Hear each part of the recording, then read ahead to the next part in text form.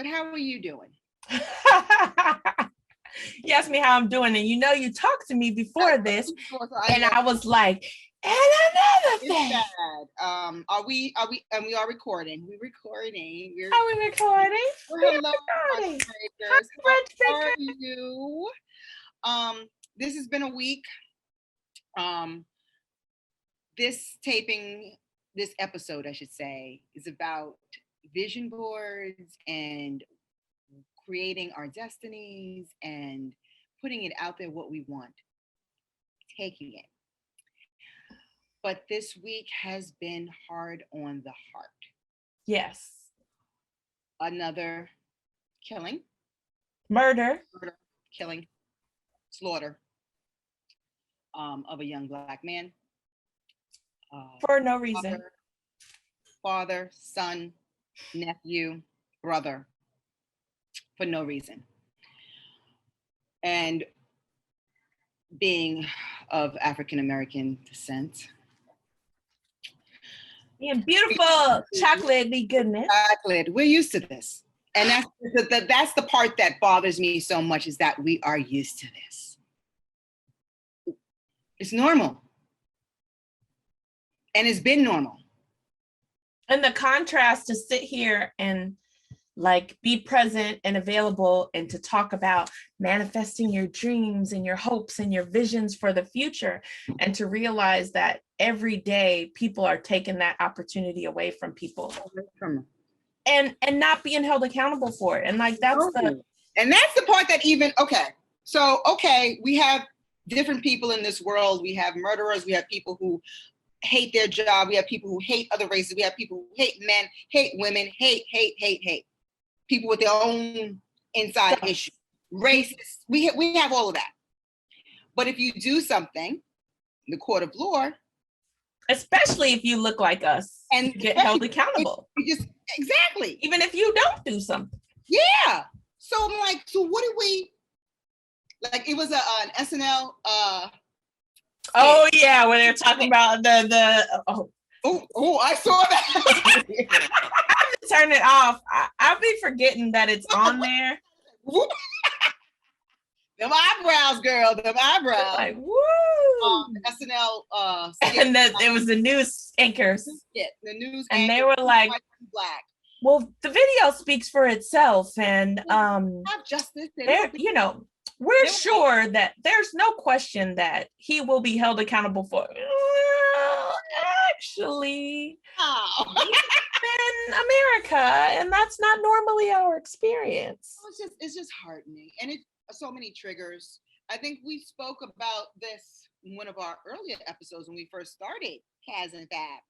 I don't know if I spoke about it, but the whole thing with police and when I was younger, having an issue with them and seeing how things could have turned left real quick, and how I was taken to a precinct and questioned and fingerprinted and handcuffed to a chair for just for questioning, because somebody said I was there, and someone said they saw. And then it was bull, because I was given a paper to go to court for this. And don't want to say my age. But the court date, which was so funny, was Martin Luther King Which is a holiday. But when it first became, because it wasn't always a holiday. When it first became a holiday, what was that? That was a while ago. That was none of your business. Yeah. But when that happened, that was the day. So it was bogus. But to think that you can play with somebody's lives and their emotions. And I was young. So I'm not going to think I'm like, oh, okay. And I looked and I said, so I never went, because courts were holiday.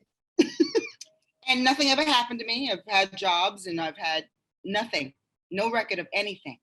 Yeah, but it was because somebody knew somebody and wanted to harass you. Yeah. And this is the police department. But the fact of when they first came to get me or you bring me in, I was like, and they made you lose your job, right? Let me lose my job. And it was just for poop and laughs. Literally.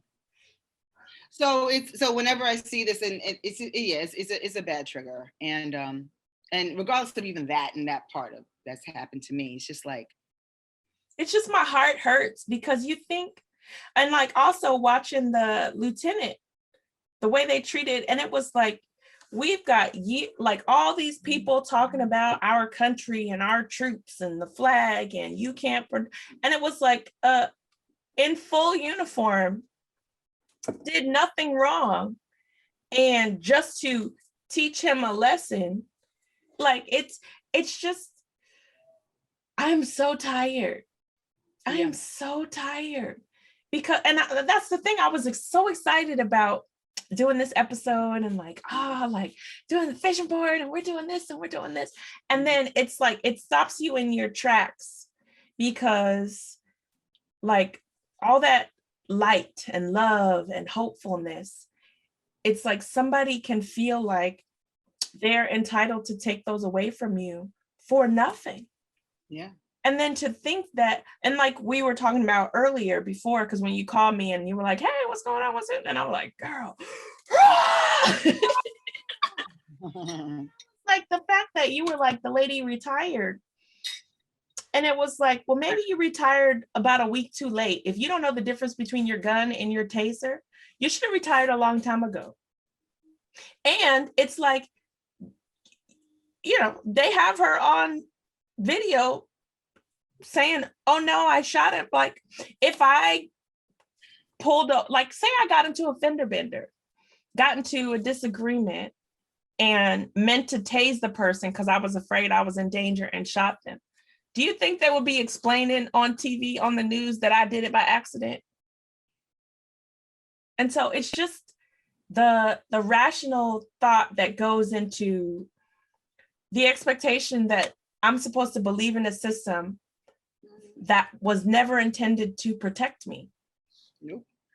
That at no point was it like, you know what? Because like, if I had been born when it was, you know, created, they would have been looking for me because of slave patrols. Oh yeah. And so like at no point was it ever designed to protect and serve me in any capacity. And like I said, I don't know if we talked about that on the episode before, where I used to work in late night and got pulled over and they made me stand on the side of the road and went through my car, and the officer was like, I can see drugs in your car. And I was like, sir. No. Like, no, you never spoke about that one. No. I don't think you told me that one. Girl, stood me on the side of the road, went through all the stuff. So I used to go down the same road every night on my way to work, because that's the way to go. And honestly, as I think about it, I can't think of another way to go that I don't encounter that same road. And so I used to get pulled over a lot going down that road because I worked in the middle of the night and I had a beater. And so I would get pulled over, police officer would be really, really nice to me and be like, you know what, it's probably something wrong with my this. Cause I'm like, I don't know why you pulled me over. And they're like, where you headed? Ask you questions, da, da, da, da, da, da. Tell me have a good night and send me on my way. But I used to get pulled over quite a bit on that same road. So this officer pulled me over and he's going back and forth. Before he can look at my license and registration, he came back to the car talking about, when was the last time you had drugs in your vehicle? Sir, there are no drugs in my vehicle.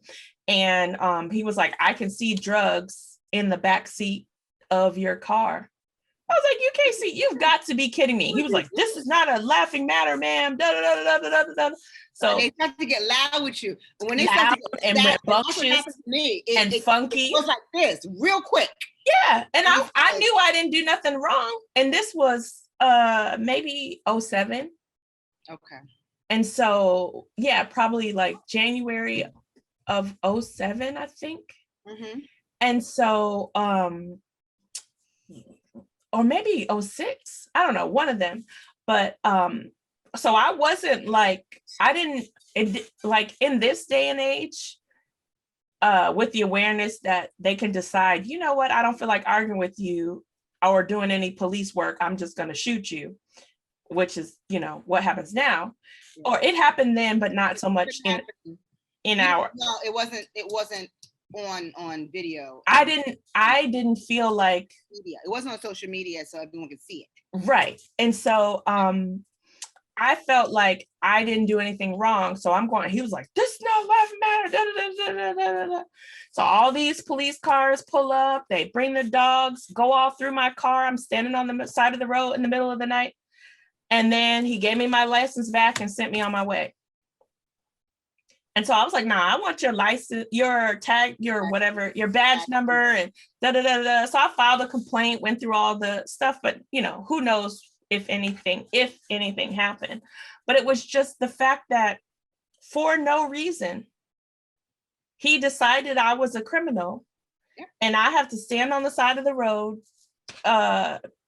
be late getting to work and be traumatized because this person is screaming and yelling at me. Traumatized. It is because you don't know what's gonna happen.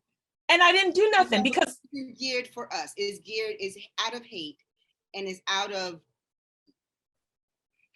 But literally, the police car followed me from the moment I pulled out of my neighborhood.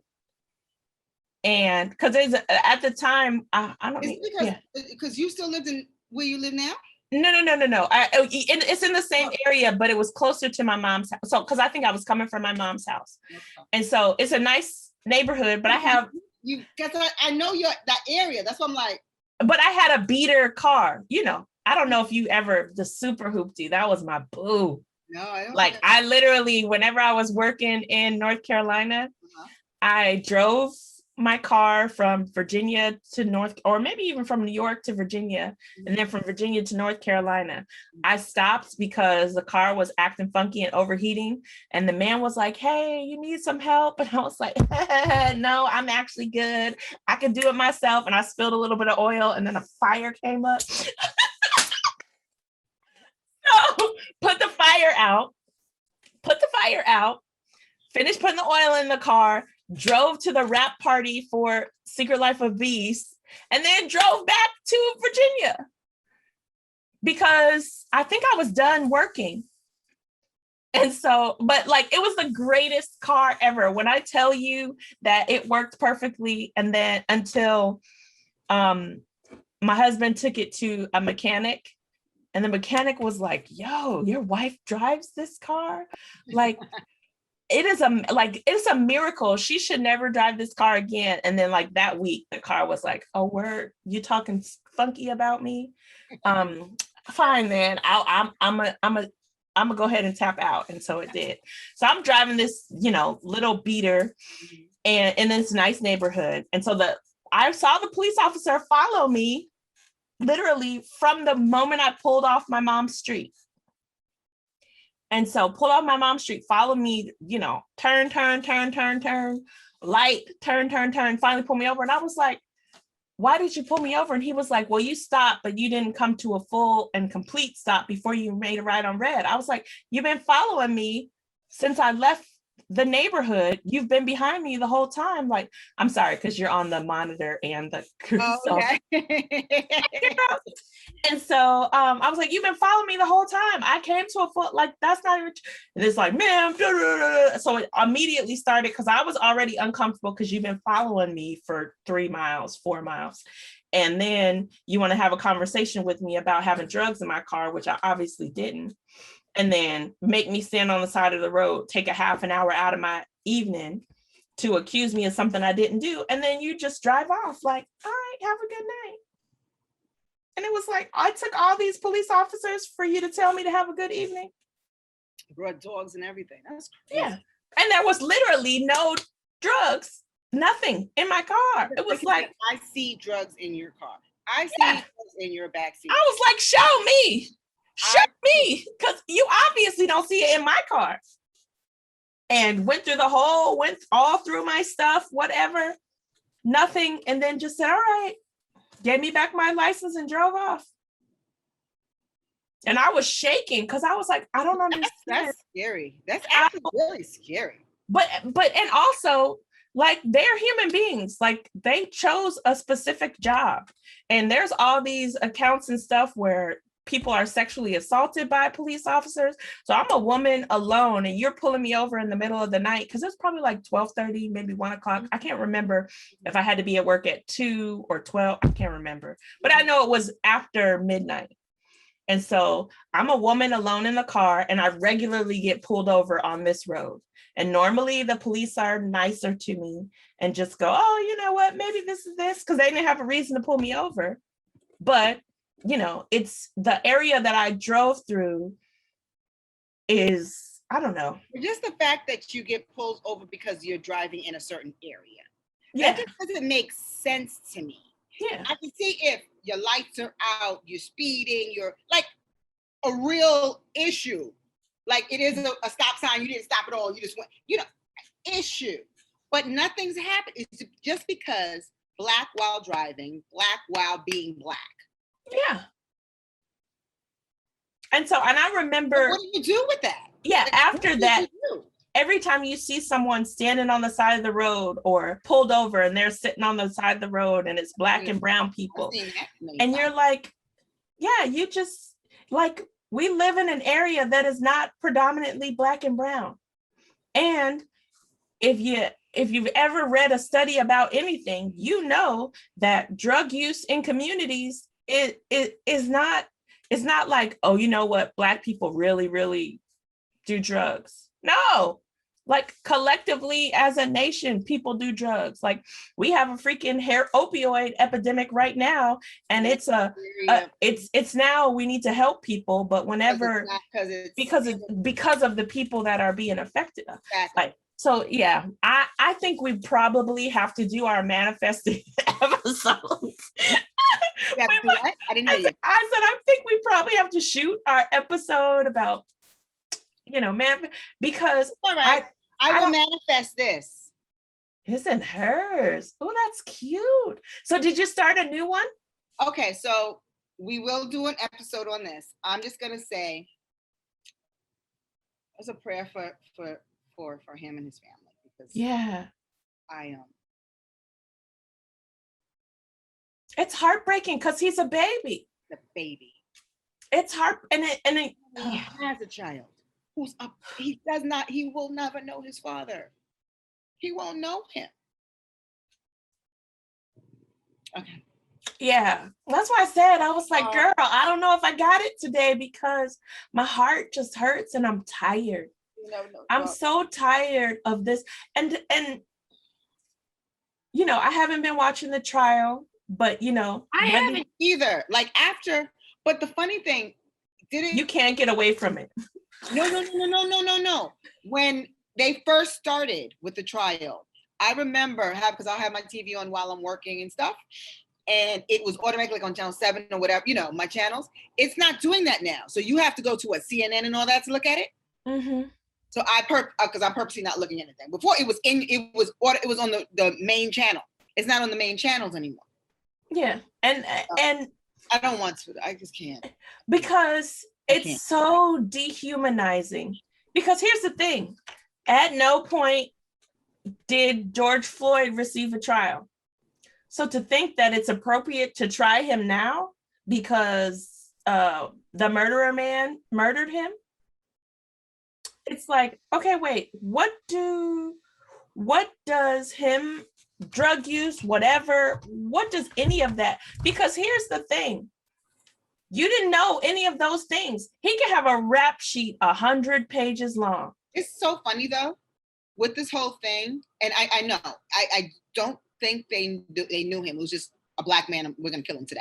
But when they went deep into what Floyd did, like he was a bouncer, he did other things, that they worked at the same spot.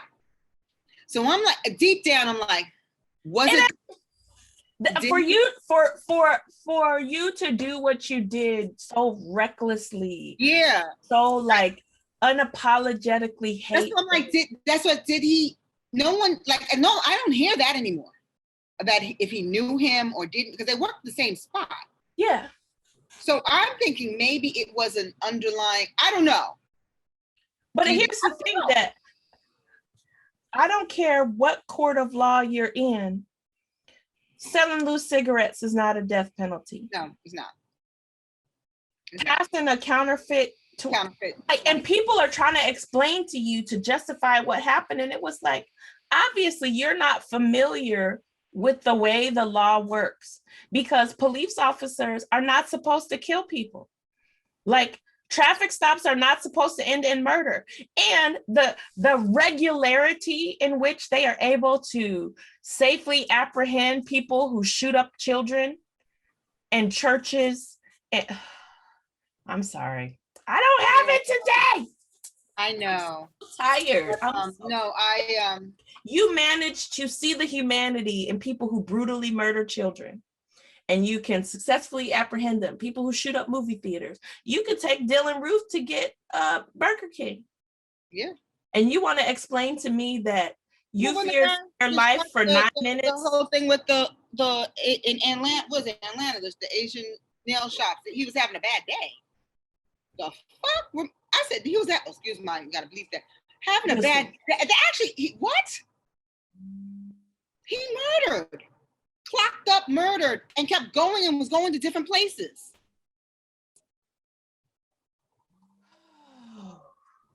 Should I be having a bad day today? Right. Maybe I should look. Yeah. So yeah, it's hard. Exhausting. It's very, very, very hard. So yeah. Yes, just say a prayer for the family, because this is nowhere near over. Yeah. I should have put my African dress on today. Girl, I told you I was struggling, and it's funny because Amari has on her shirt that looks like this today. And I was laughing because I said, I put the shirt on the baby and I'm out here because, yeah, it just worked out that way because I had picked out her stuff and it's going to be a warmish day. Okay, here it is. You're a masterpiece and an essential component in God's master plan. It's time to ditch the distractions, own your anointing, and kick fear goodbye. This is your charge to step into your gifts, unleash your superpowers, and give credence to your dreams and desires. It's time to be you. That takes real courage. But unleashing the real you is exactly what God needs you to do. Know that if heaven has called you to it, it's God's job to see you through it. And it says, how will you commit to believing bigger, living bolder, and fully stepping into what God has destined you to be and do? Pray, Lord, have your way in my life. Take me on an adventure that expands my capacity and leads others directly to you. I trust you. Amen. That was my devotional this morning. And so it's just such a funny, crazy, all over the place type of thing, because it's like, man, yes, I need to race towards this, but it's a struggle to get out of this, to like really focus on those things. Because turn around is always something else. Yeah, there's always a distraction. How many months has it been since we had something like this happen? Not that long ago. Mm-mm. And then to be going back and forth with the trial, and this happens. Right. And down the street from the trial. Like, and they talking about, well, the law says she can't be holding. Now, if I did it, you would hold me accountable. So please explain to me why she's allowed to do it when she should be held to a higher standard. Like, I feel like if your selected vocation is to protect and serve, at any point when you are incapable of doing those things, then you should be held more accountable to a higher standard. Because it's like people, priests that sexually assault children. It's like, you should know better than anybody because you picked this route. You chose this. You were called to do this. And you're telling me I should have greater understanding that you fell short, but you don't have that capacity to have that understanding for me. So I'm just. And look, God has a sense of humor because every time then my eyebrows start dancing. Like that. So yeah, so just listen to the devotional that you had this morning, and give yourself some grace, be kind to yourself, and know that the feelings that you have, it's real, it's valid. Like it's valid. So but you're in it, you feel it, and move on out. Move through it. You have to move on out. You have to. We all have to. It's hard, but you have it's necessary. It's necessary for yourself and for your mental health and for your family and everything else. And to be clear when you're doing things, because you don't want to be clouded with anger and hate and hurt and grief. Yeah. Because it's so easy to get stuck in that and work from that realm. Facts on facts on facts. So you just have to. Well, Brunch Breakers, we love you. We do. We see you. Yes, we feel you. Hopefully somebody will hug on you and hold you up and give you space to be able to, honor where you're at in this space and the value of, is that police? I'm sorry, I'm struggling.